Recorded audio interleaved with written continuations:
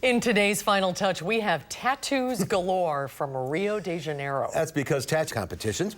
There are other contests with 27 different style categories like realism, lettering, coloring, among others. Marcelo Ribeiro, who is considered to be the second most tattooed person in Brazil, also made an appearance. He estimates that 96% of his body is covered in tattoos, including his tongue and eyeballs. Organizers expect around 25,000 attendees to attend. See you back here tomorrow. News 3 Now at 5 starts right now. Right now at 5, the city of Madison cracking down on those who do not clear their sidewalks of snow and ice. After decades, Sun Prairie is considering redrawing its district maps. Why an alderman says this is needed. Plus, why a Madison judge orders state elections commission officials to immediately strike up to 209,000 names from voter rolls. From the Channel3000.com Alert Center, this is News 3 Now at 5. And thanks for staying with us. There is a chance for some freezing drizzle tonight. It could affect your morning commute. Let's check with First Alert meteorologist Dana Fulton, who is in the Weather Center. Dana? Right now, things seem pretty quiet and calm outside. We don't have anything falling currently. Sunset just a little bit ago, but as we get through the rest of this evening, some clouds are going to build on in, and our next chance for some light snow and freezing drizzle is going to develop. Once we get a little closer to midnight, that chance increases. The good news, nothing will be falling for your Tuesday morning commute, very similar to today, but some isolated spots could be a little slick yet again. So we're going to take a closer look at the timing with this event overnight in just a few minutes. All right, Dana, thank you very much. City of Madison reminding property owners, clear the snow and ice from the sidewalks, the snow that fell this weekend. That's right. For those who don't, get ready for a $124 citation. Jamie Perez joins us live to tell us what the rules are and what the deadline is to get that snow and ice removed before getting ticketed. Jamie? So after every single snow event, you have until noon the day after it stops snowing to get your sidewalk clear. So this is a really good example of what your sidewalk should look like. If not, prepare to possibly come home to one of these pink slip citations. Again, that's $124. Last year, the city issued almost 800 of these. And today, I wanted to find out how you can avoid coming home to one of these. Shoveling snow is just part of the winter routine here in Madison. You just kind of push and throw. This Madisonian, who goes by Margie, says it's simple, but not everyone obeys the rules. Last year, the city issued 781 citations for people who did not clear their sidewalks within 24 hours from the time it stopped snowing. This is all complaint-driven. George Hank said people are often reporting their neighbors for not clearing their sidewalks. There are no city crews that are going around playing sidewalk police, but people are watching for their own safety. People walk their dogs, and with the ice that we had, if you don't clear it, you can't see the, if it's slippery, really slippery underneath. If we all have something in common when it comes to shoveling the sidewalks, we can probably all agree with Joe Allard. Well, I would prefer not to do it. I mean, who does, right? Right. But at the same time, no one wants to pay a $124 ticket for not doing it either. No. If you can't clear the sidewalks by the city's deadline each time, you're not alone. Yeah, I know it's supposed to be within 24 hours, which I'm probably late on. He is late, and a lot of people are. Prompt removal is always in your best interest. And those who choose to leave home for a bit, well, that's not an excuse to the city. Being on vacation does not excuse you from removing snow and ice from the sidewalk. Helping out your neighbors can get you out of a hefty fine. Allard is one of those good neighbors. I help the neighbor out once in a while. She hired a service, but for the first couple of years, I'll go help her 'cause she's a little older. If anything, you can always hire someone to do it for you. No. Or not. You could just do it yourself like most people do, and probably sooner rather than later. It's pretty easy. If you are someone who needs to be reminded of when that deadline is, you can actually sign up for free alerts on the city's website. So hopefully you can avoid getting one of these pink slips. I would hope that for everybody. If you go to channel3000.com right now, I have a list on how you can sign up for those alerts. Very good. You don't want a pink slip ever. Never. Jamie Perez reporting live. Thanks, Jamie. Now, right now, Madison Streets and Division crews are asking residents to choose off-street parking so they can plow and sand residential streets more effectively both today and tomorrow. They are also asking residents to avoid leaving anything on your curb in order to make that plowing more effective. Cars and other items left on the curb can cause snowplows to slow down and miss areas. Streets Division crews plan to continue treating roads on the salt route as well. It's become a constant balance for city and county snowplow crews. Use enough salt to keep the streets safe, but not too much that you're not being environmentally conscious. After this weekend snow, followed by rain chances later this week, salt can quickly end up in our lakes. Our Amanda Quintana is here with more on the effort to cut back. Amanda? Yes, for decades, we've been using salt to melt the ice on our roadways and sidewalks, and that has some serious impacts on our lakes. Research at the UW Center for Limnology shows in the 1940s, Lake Mendota had a concentration of 1 milligram of salt per liter. Now it's at about 50 milligrams. Over the last few years, local governments have been paying a lot more attention to the economic and financial costs of using salt. In Madison, the Streets Division has made an effort to use less salt, using brine to pre-treat roads ahead of a storm to prevent the need for more salt later. But experts say although practices are improving, we have a long way to go before we can see the levels of salt in our lakes decrease. Right now, they're still going up. The city of Madison's increasing in size, there's more roads, there's more parking lots to salt. So even if we're decreasing how much salt we're using per lane mile, if we have more lane miles, that can be challenging. Dugan says even if we were to stop using salt today, it would still take about a decade for our lakes to flush out all the salt that is currently in them. On Twitter, she created the hashtag #oversalting contest. It started in Madison, but now people across the country are showing pictures of large salt rocks and big piles that they find in an effort to encourage people to be more conscious of the salt that they are putting out. At 6, we'll hear more about the efforts from the city to get their own crews and private contractors to understand the impacts of salt. We'll see at 6. Thanks, Amanda. A man is accused of sexually assaulting a disabled adult on a city bus. Madison police say Tremaine Williams is accused of making the female victim touch him inappropriately while on a Madison Metro bus Thursday. Surveillance footage from the bus helped police make the arrest. He was arrested on suspicion of second-degree sexual assault of a disabled adult. An investigation underway after multiple people were injured in a crash involving a school bus and an SUV on Madison's west side. Now, this happened Friday about 4 o'clock at the intersection of Ganser and Westward Way. 2 adults inside the SUV were injured, taken to a hospital. There were about 20 children on the bus at the time. 5 children suffered minor injuries. The rapidly growing city of Sun Prairie is considering restructuring its city council for the first time in decades. Gabriella Becerra joins us now with how districts might look after the 2020 census. Gabriella? Susan and Eric, when this map was drawn in the 1950s, the city consisted of 4 districts with about 1,000 people in each one. And now, after decades of growth, the city still only has 4 districts, but now with almost 10,000 people in each one.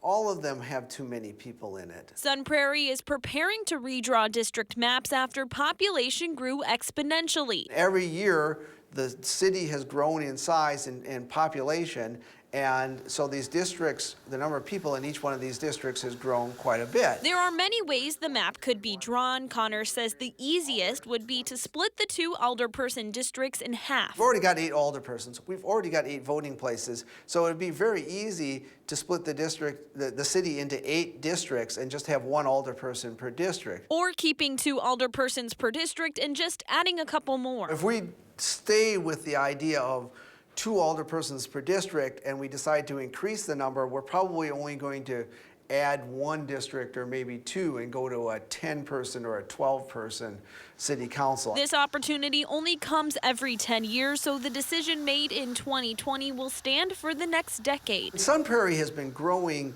by leaps and bounds ever since the end of World War II. It's never even slowed down. And so, you know, we only have this opportunity once every 10 years in conjunction with the redistricting and the census to take a look at this issue and decide, has it grown so much that we really need to have some more districts? The city proposed having a task force to determine the amount of districts Sun Prairie will consist of, and if approved, the mayor will choose 5 citizens and 2 alder people. Their decision will be given to the clerk's office to draw the map. An update now on a judge's order to purge hundreds of thousands of voters from the rolls in Wisconsin. Now the Elections Commission is officially being held in contempt. With more on what that means, our Danica Lewis is here. Danica. There are a lot of court cases, a lot of factors. This is a very complicated situation, so let's try to break it down a little bit for you here. Last Last month, an Ozaukee County judge ruled that the State Elections Commission had to remove more than 200,000 voters from the rolls because they failed to respond to mailers requesting they update their addresses. Today, that same judge, Paul Malloy, said, quote, time is of the essence in this case, and ruled the commission would be fined $50 a day until it started purging the rolls. On top of that, 3 of the 6 members of the commission will face $250 fines each time they don't comply with the order. The commission has asked an appeals court to put a hold on this ruling. The Department of Justice has asked the state Supreme Court to take up the case, but Judge Malloy said he just cannot wait for those decisions. I reached out to an election commission spokesperson to see just how these fines would get paid or if the group even intends to comply with the judge's order. No response yet. A reminder, this involves about 209,000 Wisconsin voters being purged from the rolls. That's nearly 10 times the number of votes that separated Hillary Clinton and President Trump in 2016. The primary less than 3 months away now. You got it. All right, very important story. Danica, thank Thanks, you. Danica. Wisconsin officials want to launch a public relations push to reassure people that elections are secure. The Wisconsin Elections Commission staffers plan to ask the panel Tuesday for permission to spend $260,000 to develop website information, videos, news releases, and graphics. A survey found many respondents were worried about cyber attacks, absentee ballots not being counted, voting machine tampering. The commission would use a $7 million federal grant to bolster election security to pay for the outreach campaign. New Jersey Senator Cory Booker dropped out of the race for the Democratic presidential nomination today. That leaves 12 candidates in the Democratic primary. Today, I'm suspending my campaign for president with the same spirit with which it began. Senator Booker failed to reach the polling numbers needed to qualify, and he didn't make the cut for the last debate. Booker's departure means less diversity in what was the most diverse primary field ever.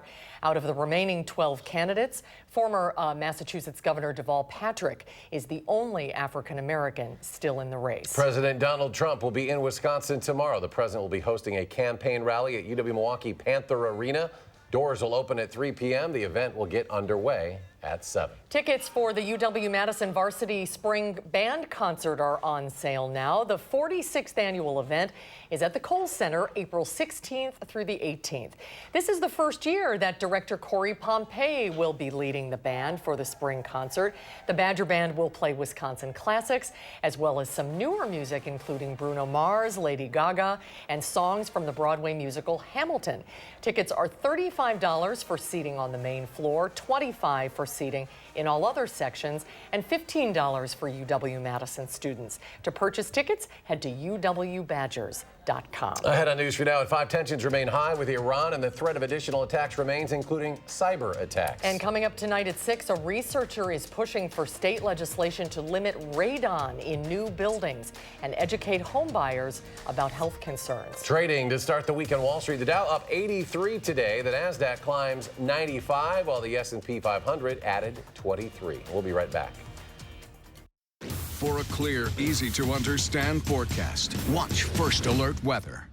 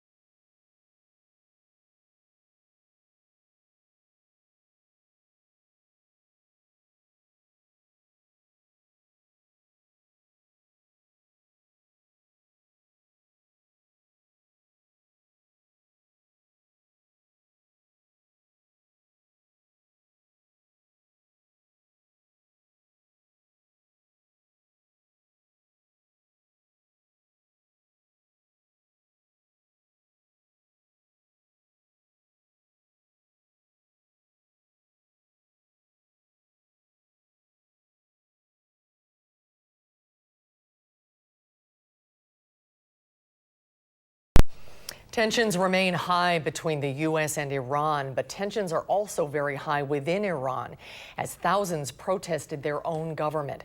Iranian police reportedly used gunfire to disperse protesters today, angered over Iran's admission that it shot down a passenger jet last week, killing 176 people. The Ukrainian Airlines flight was shot down just hours after Iran launched a missile strike in retaliation for the killing of Iranian General Qasem Soleimani. A former Department of Homeland Security official says the threat of Iranian cyber attacks extends well beyond military targets. Iran would certainly like to go after government systems, but that's not to the exclusion of private sector systems. And of course, it's easier to go after private sector systems because there are more of them, and it's easier to find weak links. Meyer says there are also indications that Iran is probing U.S. political campaign websites, very much like Russia did in 2016. CBS News has learned the White House does not expect the Senate impeachment trial to be dismissed quickly, despite the president and Majority Leader Mitch McConnell's support for a proposal from a small group of Republican senators to do just that. House Speaker Nancy Pelosi is expected to choose House managers for the Senate trial after Pelosi consults with her caucus tomorrow. Sometime this week, the House will deliver the articles of impeachment to the Senate. President Trump has said he wants Congressman Adam Schiff, House Speaker Pelosi, and Joe and Hunter Biden to testify at a Senate trial. As crews continue to battle the devastating wildfires in Australia, the government is now using food drops to help save starving wildlife. Helicopters are dropping thousands of pounds of carrots and sweet potatoes into a national park where fires have burned the wallabies' natural food sources. Some wildlife experts estimate up to 1 billion animals have died or have been impacted by the fires. The Australian government is now pledging $50 million for a wildlife recovery program to help koalas, kangaroos, and other animals. Queen Elizabeth says she has agreed to grant Prince Harry and Meghan Markle their wish for a more independent life that will see them move part-time to Canada. The British monarch says in a statement that a summit of senior royals today was constructive. She said it had been agreed that there will be a period of transition in which the Sussexes will spend time in Canada and the UK. The Queen says there are still some issues to be resolved, but she wants it done within days. The Houston Astros have fired manager A.J. Hinch and general manager Jeff Luhnow after the pair were suspended by Major League Baseball for sign stealing during the Astros' run of the World Series back in 2017. Commissioner Rob Manfred strongly hinted that current Boston Red Sox manager Alex Cora, the Astros bench coach back in 2017, will face equal or more severe punishment. The Red Sox are under investigation for sign stealing in Cora's first season as manager in Boston in 2018. That's when the Red Sox won the World Series. Oscar nominations were announced this morning, and the dark comic book story Joker leads the pack with 11. It narrowly edged out Martin Scorsese's crime drama The Irishman, Quentin Tarantino's Once Upon a Time in Hollywood, and Sam Mendes's World War I epic 1917 each earned 10 nominations. Scarlett Johansson was a double nominee, earning a Best Actress nod for Marriage Story and Best Supporting Actress for Jojo Rabbit. Critically acclaimed performances by Jennifer Lopez, Eddie Murphy, and Adam Sandler did not receive nominations. All right, let's get a look at your first alert weather. Meteorologist Dana Fulton joining us now, and we're going to still have some weather going on this week, Dana. We will, yes. A few more active rounds of some light snow building on through. Not expecting a lot of accumulation to come along with these events, but enough that it may be a little slick on sidewalks or some parts of the road that don't get treated. So that active weather pattern just continuing on. It is going to be a little milder outside on Tuesday. That's going to eat away a little bit at the snowpack, but it's really going to stay through much of the weekend, even into next week. So we have some light chances for snow tonight and a little more accumulating snow likely heading into Wednesday afternoon and Friday night to start off the weekend. As far as our next few hours, it's going to be pretty calm outside. That's good news for our evening commute. If you have any evening plans, we don't have any snow really building in until after midnight. That's the greatest opportunity to see this light snow come on through, and then it dies back down again for tomorrow morning. And so your morning commute shouldn't have anything falling. Looking at our high resolution Doppler right now, some clouds building in, but nothing falling from the sky currently. We're going to hold off until we get a little closer to midnight. Some light snow starting to build in from the west and then continue across the state. A pretty thin little band there. It passes through fairly quickly, so we won't see a lot of accumulation due to the speed of that band passing. But again, by 6, 7 o'clock for your morning commute, not expecting anything to still be falling. We'll start the day off mostly cloudy. Temperatures will be close to freezing early in the day, so some of that snowfall could come down as freezing rain at times or even some freezing drizzle. Temperatures will be flirting right around 32. In the afternoon, though, we are planning on some sunshine to build back in. Our next opportunity for some snow, accumulating snowfall, comes in for Wednesday.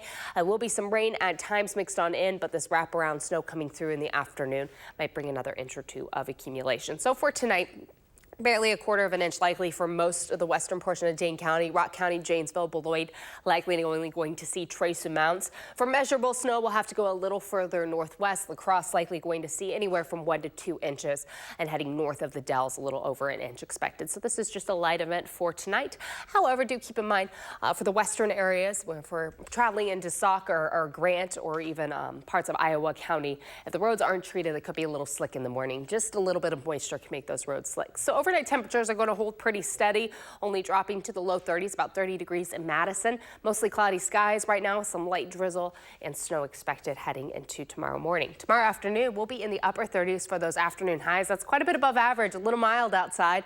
Skies will steadily become partly sunny in the afternoon. That's going to eat away a little bit at our snowpack, but everything that does melt is just going to refreeze at night as temperatures drop yet again below freezing.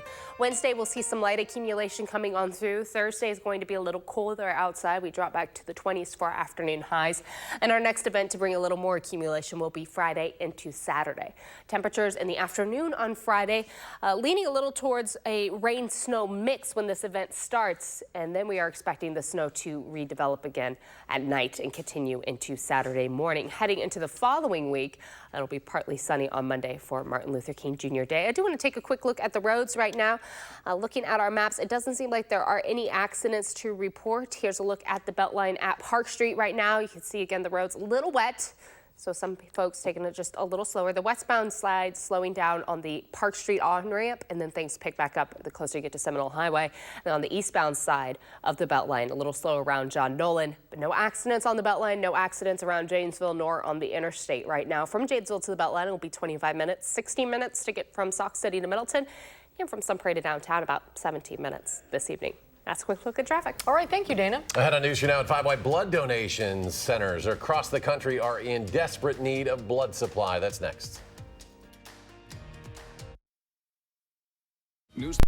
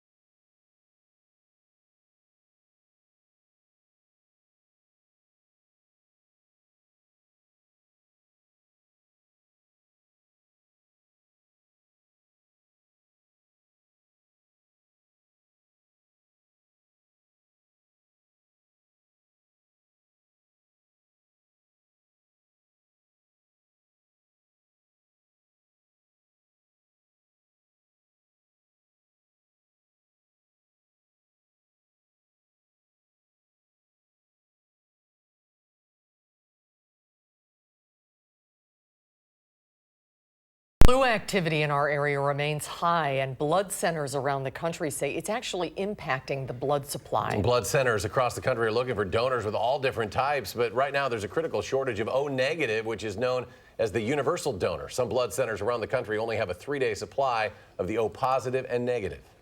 We would like 7 to 10 days supply every day sitting on the shelves, and that makes sure that we are prepared for any tragedy or an emergency.